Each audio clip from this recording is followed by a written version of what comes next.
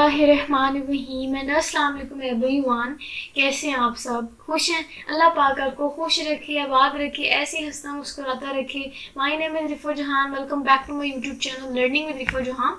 जैसा कि आपको पता है कि अभी रिसेंटली हम लोग डाइजेशन इन मैन डिस्कस कर रहे थे, उसमें हमने डाइजेस्टिव सिस्टम को डिटेल से डिस्कस किया। उन डाइजेस्टिव सिस्टम के डिफरेंट स्ट्रक्चर्स देखे थे। हमने देखा था कि कौन सा स्ट्रक्चर जो है वो डाइजेशन में अपना रोल परफॉर्म कर रहा था। हमने ओरल कैविटी में डाइजेशन को डिटेल से डिस्कस किया। आज के टॉपिक की बात करें तो आज बेसिकली कंटिन्यूटी ही है हमारे प्रीवियस टॉपिक की। मतलब आज हमने डाइजेस्टिव सिस्टम इन मैन का ही एक नेक्स्ट पार्ट या पोर्शन डिस्कस करना है, that is स्वेलविंग and mechanism of स्वेलविंग। स्वेलविंग कहते हैं खुराक को निगलना। आज हम देखेंगे कि ह्यूमंस में खुराक को कैसे निगला जाता है, कौन कौन से स्ट्रक्चर जो है वो इसमें अपना रोल परफॉर्म कर रहे होते हैं। ठीक है, मूव ऑन करते फर्दर, वहां से जो है वो स्वेलविंग वाले प्रोसेस की डिटेल डिस्कस करते हैं। बेसिकली आपको पता है कि ओरल कैविटी में क्या होता था कि ओरल कैविटी में डाइजेशन स्टार्ट होती थी। वहाँ क्या हो रहा था, वहाँ डाइजेशन को इनिशिएट करवाया जाता था, खुराक को चबाया जाता था, लुब्रिकेट किया जाता था। ठीक है, सो खुराक जो है वो मुंह में ही हो कैसे जाती थी कि वो soft partially digested slimy food में कन्वर्ट हो जाती थी ओरल कैविटी में, क्योंकि स्लाइवा जो है वो ऐड हो जाता था फूड पार्टिकल्स में और उसको वो स्लाइमी फूड में कन्वर्ट कर देता था, या फिर आप कह सकते हैं लुब्रिकेट करने के बाद उसको वो ऑयली नेचर का कर देता था, स्लाइमी नेचर का कर देता था। अब यहाँ एक डेफिनेशन लिखी हुई है बोलस। अब बोलस क्या होता है? बोलस बेसिकली ऐसी हालत है खुराक की जिसकी फॉर्म में हम इसको निकलते हैं। ठीक है, अब आपको पता है कि खुराक को हम बड़े बड़े पीसेज में लेके जाते हैं मुंह में, उसको चबाते हैं, छोटे पीस में कन्वर्ट करते हैं, स्लाइवा ऐड होता है, वो लुब्रिकेट हो जाती है, स्लाइमी नेचर की हो जाती है।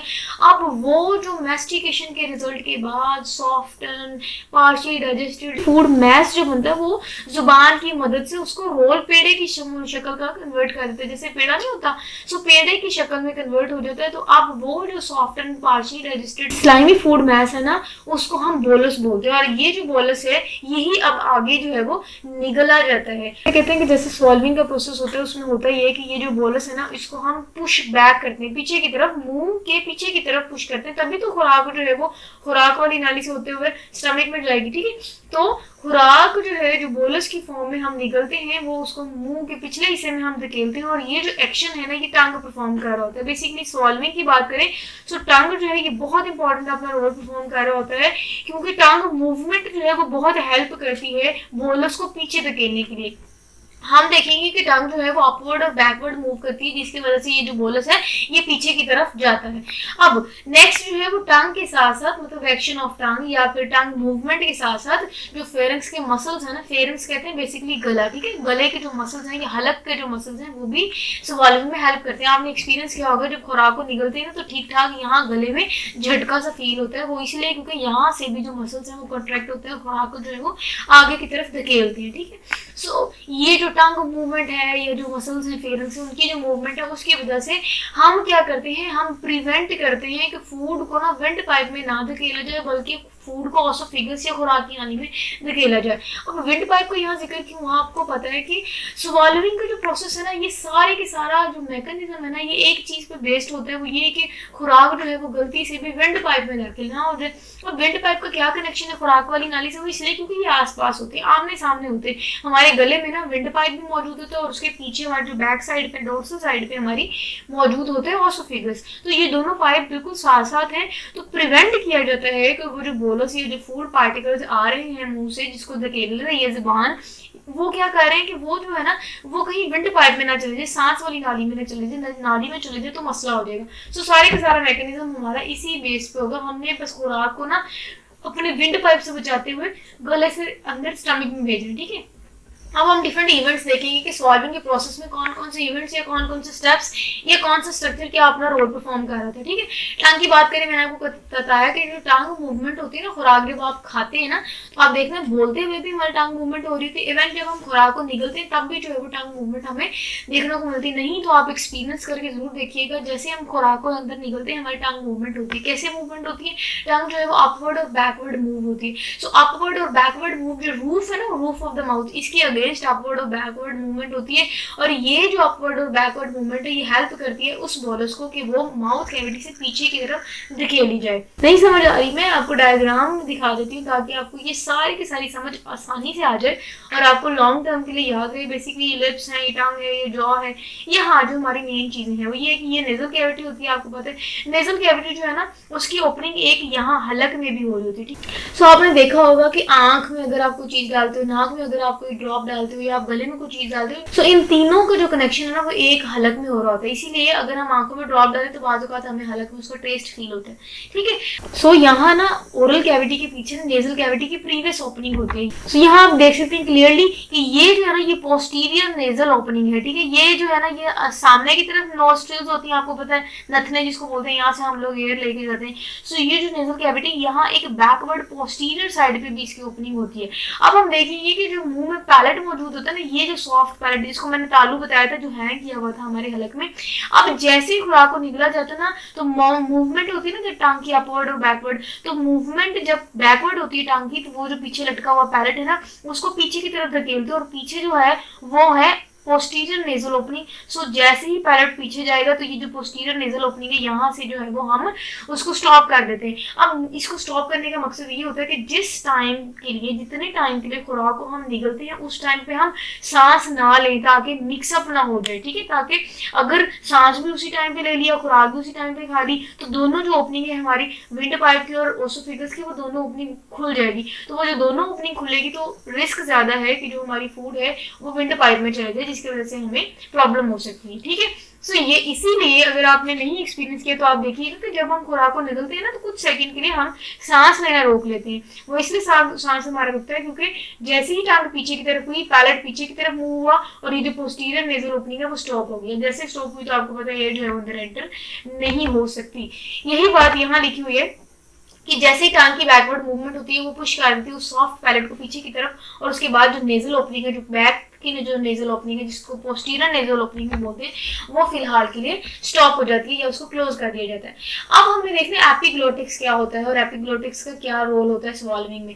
बेसिकली अगर हम विंड पाइप की बात करें तो विंड पाइप के जो ऊपर ओपनिंग होती है ना, जो ओपनिंग होती है उस विंड पाइप की, उसको ग्लोटिस बोलते हैं। क्या बोलते हैं? ग्लोटिस बोलते हैं। अब इस ग्लोटिस के ऊपर ना कुदरत के तौर पे अल्लाह की तरफ से एक फ्लैप ऑफ कार्टिलेज होता है, मतलब कि कार्टिलेज का एक ढक्कन होता है जो कि ग्लोटिक्स को कवर करता है, जिसको हम एपिग्लोटिस बोलते हैं। अब ये एपिग्लोटिस जो है इसी का हमने रोल देखना है कि स्वॉलिंग में इस एपिग्लोटिस का क्या काम है, ठीक है। ये एपिग्लोटिस आप देख सकते हैं, ये स्ट्रक्चर हॉरिजॉन्टली आपको नजर आ रहा है।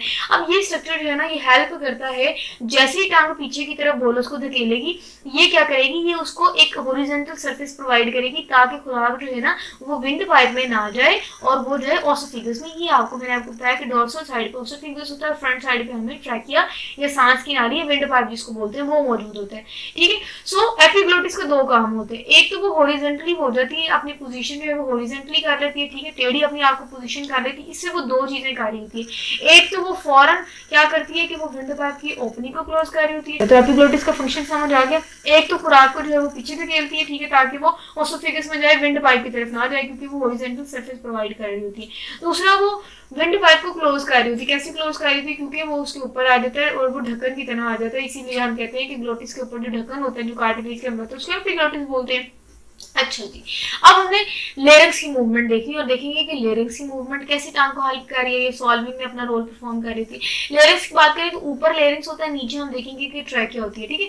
सो ये जो लेरिंक्स है ना बेसिकली ये अपवर्ड मूव करेगा और जैसे ही लेरिंक्स थोड़ा अपवर्ड मूव करेगा टांग जो है वो बैक की तरफ आएगी। सो ये सारी की सारी कोऑर्डिनेशन से स्वॉल्विंग का प्रोसेस परफॉर्म होता है। हर structure at a time perfect अपना फंक्शन परफॉर्म कर रहा होता है, जिसकी वजह से बहुत ही आसानी से बड़े अच्छे तरीके से खुराक को निगला जाता है और प्रॉपर जो है वो खुराकी नाली में ही भेजा जाता है। ये बड़ा इंपॉर्टेंट है, ये आप देख सकते हैं पलक झपकते हम क्या करते हैं कि हम विद इन अ सेकेंड खुराक को निगल लेते हैं, लेकिन इसके पीछे आप वर्किंग देखें अल्हम्दुलिल्लाह क्या क्या स्ट्रक्चर इन्वॉल्व हो रहा है, कैसे कैसे फंक्शन परफॉर्म कर रहे हैं, ठीक है। तो हम यहाँ कहेंगे कि फाबिय्यी आलाई रब्बिकुमा तुकज़्ज़िबान, अल्लाह की कौन कौन सी नेमतों को हम जुटलाएंगे। अल्लाह ताला ने हमें कितना एडवांस और प्रॉपर सिस्टम्स दिए जिसकी वजह से हम कोऑर्डिनेशन के बाद पूरे इंसान की जिंदगी जो है वो चल रही होती है, इंसान जिंदा रह रहा होता है, क्योंकि इंसान इंसान के अंदर जितने भी स्ट्रक्चर्स हैं, जितने भी सिस्टम्स हैं, वो कोऑर्डिनेशन के साथ जब परफॉर्म कर रहे होते हैं फंक्शन, तभी जो है वो ज़िंदगी आसान हो जाती है। ये लाइफ एक्टिविटीज़ परफॉर्म करवाना इंसान को आसान हो जाता है अल्हम्दुलिल्लाह। अच्छा जी, ग्लोटिक्स का हमने काम कर लिया। उसके बाद जैसे ही ग्लोटिक्स क्लोज हुआ, क्योंकि एपिग्लोटिक्स आ गया ढक्कन की तरह से, उसने उसको क्लोज कर दिया। उसके बाद जैसे ही अब हम नेक्स्ट देखेंगे कि कंट्रैक्शन ऑफ रिंग मसल्स होती हैं, जो हमें यहाँ मसल्स की नजर आ रही है, जैसे ओसोफिगस है, यहाँ कंट्रैक्शन हमें फील होती है, यहाँ मसल्स जो मौजूद है ये भी कॉन्ट्रैक्ट करते हैं। तो अगर आप कुछ चीज निकलते हैं तो आप एक्सपीरियंस कीजिएगा कि गले में ठीक ठाक हमें हरकत फील होती है, वो इसलिए क्योंकि जो मसल्स हैं वो कॉन्ट्रैक्ट कर रहे होते हैं। उसके बाद जो फूड है वो पार्शियली जो ओपन है ना, जो ग्लोटिस है थोड़ा बहुत ओपन होता है, क्योंकि जो ग्लोटिस है ना वो टेढ़ा होता है, ठीक है, तो थोड़ा बहुत ग्लोटिस जो है वो ओपन होता है। लेकिन क्या होता है कि जैसे ही रिंग मसल्स भी अपने काम या कंट्रैक्शन प्रॉपर्ली परफॉर्म करेंगी, तो वो कोई चांस ही नहीं रहता कि जो थोड़ा बहुत भी ग्लोटिस ओपन है वहां से खूब फूड जो है वो विंडो पाइप में एंटर हो जाए। तो जो मसल्स हैं वो कंट्रैक्शन से भी हेल्प कर रहे होते हैं, जो खुराक है ना वो डायरेक्ट जो है ओसोफेगस में, मतलब कि खुराक की नाली में। अच्छा जी, अब यहाँ ना लास्ट में हमने कुछ पॉइंट्स डिस्कस करने हैं, वो बड़े मजे के हैं। वो ये कि अब कुछ चीजें ना अल्लाह के इख्तियार में होती है, कुछ चीजें हमारे खुद के इख्तियार में होती है। इंसान की जिंदगी के मामला वैसे कुछ इंसान के इख्तियार में होते हैं, कुछ चीजें जो है वो इंसान के इख्तियार में नहीं होती, वो कुदरत के इख्तियार में होती है। जितना भी इंसान एफर्ट कर ले उसके लिए, वो चीजें इंसान के बस में नहीं होती, ठीक है, वो कहीं ना कहीं बेबस होता है, क्योंकि वो कुदरत के हाथ में होती है, ठीक है। अच्छा जी, अब अगर हम यहाँ बात करें तो वो जो इंसान के इख्तियार में चीजें होती है ना, उसको वॉलंटरी एक्शंस बोलते हैं। और कुछ हम ये मैं रिलेट करवा रही हूँ, ठीक है, कुछ वॉलंटरी एक्शंस होते हैं जो इंसान अपनी बॉडी को लेते हुए खुद परफॉर्म कर सकता है, उसको वो कंट्रोल भी कर सकता है। कुछ जो ऑटोमेटिक होती है, इनवॉलंटरी भी बोल सकते हैं, ठीक है, ऑटोमेटिक या इनवॉलंटरी एक्शंस होते हैं जो कि ऑटोमेटिकली परफॉर्म हो जाता है। अब ऐसा है कि जो जैसे ही बिगनिंग है ना स्वॉलोइंग की, वो तो हमारे इख्तियार में होती है, वो तो वॉलंटरी एक्शन है। हम चाहे खुराक को अंदर की तरफ धकेलें, हम ना चाहे तो खुराक को कितनी मर्जी देर के लिए हम मुंह के अंदर ही रखें, ओरल कैविटी में ही रखें। लेकिन जैसे ही हमने खुराक को मुंह से पीछे की तरफ धकेल दिया और वो खुराक इस ओरल कैविटी से पीछे चलेगी, कहीं यहाँ गले में आ गई, पाइप में आ गई, ओसोफेगस में आ गई, खुराक की नाली में आ गई, अब जो है वो चीजें हमारे इख्तियार में नहीं रहती। अब जो है वो कुदरत अपना रोल परफॉर्म कर रही होती है। अब चीजें जो है वो ऑटोमेटिक परफॉर्म हो रही होती है, इनवॉलंटरी एक्शन से परफॉर्म हो रही होती है, और हम वो चाहें भी तो हम उसको वापस मुंह में नहीं निकल सकते, उसने फिर ऑटोमेटिकली स्टमक में ही जाना होता है, ठीक है। हाँ, वो और चीजें हैं जी, वॉमिट आ जाना, वो कंडीशंस हो रहे हैं, वो हम नेक्स्ट इंशाल्लाह पेरिस्टाल्सिस वाला जो टॉपिक है उसमें डिस्कस भी करेंगे। हम सारी की सारी जो कंट्रैक्शन है रिंग मसल्स की जो गले में मौजूद होते हैं वो कैसे कंट्रैक्ट करते हैं और वो बोलस को कैसे मूव करते हैं, और सारे के सारे मसल्स मूवमेंट भी डिस्कस करेंगे। तो अभी फिलहाल हमारा यही लेक्चर था जिसमें हमने सॉल्विंग डिस्कस की और मैकेनिज्म ऑफ सॉल्विंग डिस्कस किया। आई होप आपको बहुत अच्छे से समझ आई होगी। मजीद नेक्स्ट हमें पेरिस्टाल्सिस का टॉपिक डिस्कस करना है। टिल देन अपना बहुत सारा ख्याल रखिएगा। स्टे कनेक्टेड एंड अल्लाह हाफिज़।